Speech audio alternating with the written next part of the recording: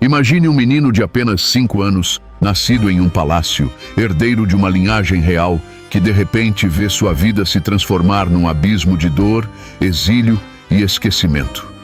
Um nome que deveria ecoar nos salões da realeza passa a ser murmurado apenas nas sombras de uma terra esquecida.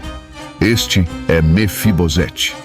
Mas sua história não é apenas sobre queda, é sobre honra, sobre traição e sobre fidelidade ao que realmente importa. Uma jornada que começa com um trono perdido e termina com uma escolha que poucos fariam: abrir mão de tudo para manter-se fiel ao rei. Prepare-se para conhecer a verdadeira história de Mefibosete, a parte que quase ninguém conta. Mas antes, já se inscreva no canal e curta este vídeo. Aqui, desenterramos as histórias da Bíblia para que a verdade volte à luz. Mefibosete era filho de Jonatas e neto do rei Saul. Isso o colocava diretamente na linha de sucessão ao trono de Israel. Sua infância, ao que tudo indica, começou cercada por privilégios, cuidados e promessas. Ele cresceu como príncipe, herdeiro de um reino forte e respeitado, mas a ruína chegou cedo. Quando tinha apenas 5 anos, uma notícia rompeu os muros do palácio. Saul e Jonatas haviam morrido em batalha contra os filisteus. O trono havia sido derrubado, a dinastia estava em colapso, e como era costume naqueles tempos, qualquer descendente vivo do rei derrotado era alvo de execução para impedir futuros levantes. A ama que cuidava do pequeno Mefibosete, em desespero, o tomou nos braços e fugiu, mas na pressa tropeçou. A criança caiu com violência. Seus pés foram quebrados, talvez os tornozelos, talvez a medula. O fato é que nunca mais conseguiu andar. Estava aleijado. O herdeiro virou inválido. O príncipe virou um fugitivo. O lugar para onde Mefibosete foi levado se chamava Lodebar, uma terra na região de Gileade, a leste do Jordão. Seu nome significa literalmente sem pasto, sem palavra ou terra do esquecimento. E era isso que Mefibosete se tornou, um nome esquecido em uma terra esquecida. Ali ele foi acolhido por Maquir, filho de Amiel, um homem generoso que lhe deu abrigo, sustento e dignidade. Mas não era um palácio, não era sua herança, não era sua vida. Enquanto isso, Davi, o antigo amigo de seu pai Jonatas, ascendia ao trono. O mesmo Davi que havia feito um pacto com Jonatas, prometendo que protegeria sua descendência, mesmo após a morte. Durante anos, nada aconteceu. Nenhuma comitiva real cruzou os campos de Gileade em busca do menino aleijado. Mefibosete cresceu em silêncio, sob o peso de uma promessa esquecida, de uma identidade que ninguém mais reconhecia. Ele teve um filho, Mica, e seguiu sua vida, mas a memória de seu pai e do trono perdido nunca o abandonaram. Décadas se passaram.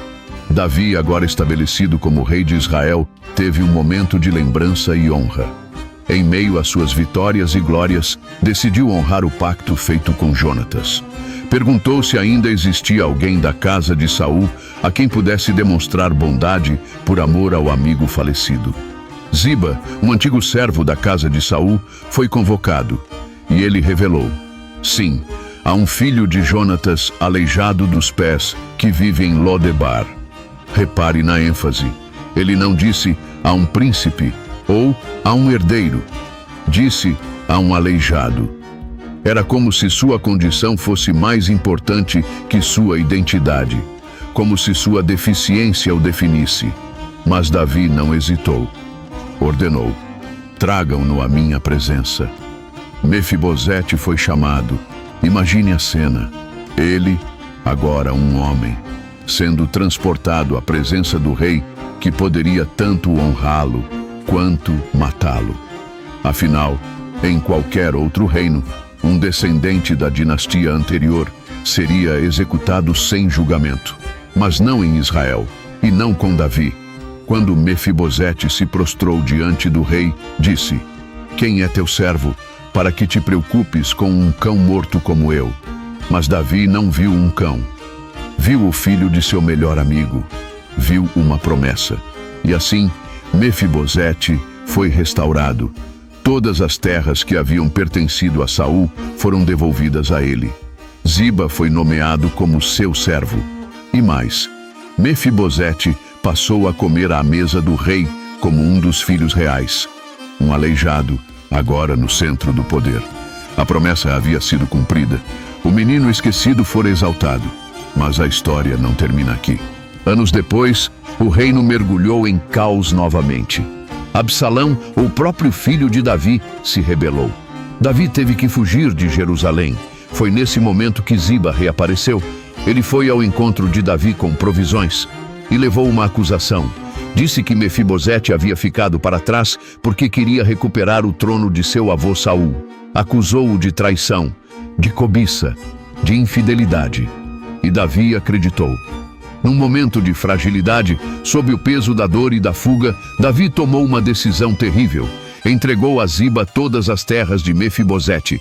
O servo traiçoeiro ficou com tudo. O herdeiro fiel mais uma vez perdeu tudo, sem julgamento, sem direito de resposta. Quando a revolta de Absalão foi sufocada, Davi retornou triunfante a Jerusalém. E Mefibosete foi ao seu encontro. Ele estava abatido, com roupas sujas, barba por fazer, pés não lavados, em luto, em dor. Quando Davi o viu, perguntou: Por que você não foi comigo? Mefibosete respondeu com coragem. Contou sobre a traição de Ziba. Disse que havia pedido para que o servo lhe selasse um jumento, pois, sendo aleijado, não podia ir sozinho. Mas Ziba o abandonou e ainda o caluniou diante do rei. Sua aparência era prova de sua fidelidade. Sua alma estava ferida, mas limpa. Davi pareceu acreditar em suas palavras, mas, talvez cansado, talvez confuso, não reverteu completamente a injustiça. Mandou que as terras fossem divididas entre ele e Ziba. Metade da herança, metade da verdade. Mas Mefibosete, mais uma vez, fez o impensável. Disse: Deixe que ele fique com tudo. O importante é que o rei voltou em paz à sua casa. Ele abriu mão de tudo. Riqueza, justiça, herança, tudo. Por quê? Porque seu coração estava no rei, não nas terras, não no ouro, não na vingança. Pregadores costumam parar a história na cena da mesa do rei. Falam do homem esquecido que foi exaltado, do aleijado que foi honrado, da graça que resgata. Mas quase ninguém prega sobre a segunda parte, sobre o homem que foi traído, injustiçado e mesmo assim permaneceu fiel, que perdeu tudo, mas não perdeu o caráter, que escolheu a presença do rei acima de seus próprios direitos. Essa é a verdadeira lição de Mefibosete. Sua história não é sobre prosperidade, é sobre fidelidade. Não é sobre receber bênçãos, é sobre manter-se firme quando as bênçãos são tiradas. Não é sobre triunfar, é sobre permanecer.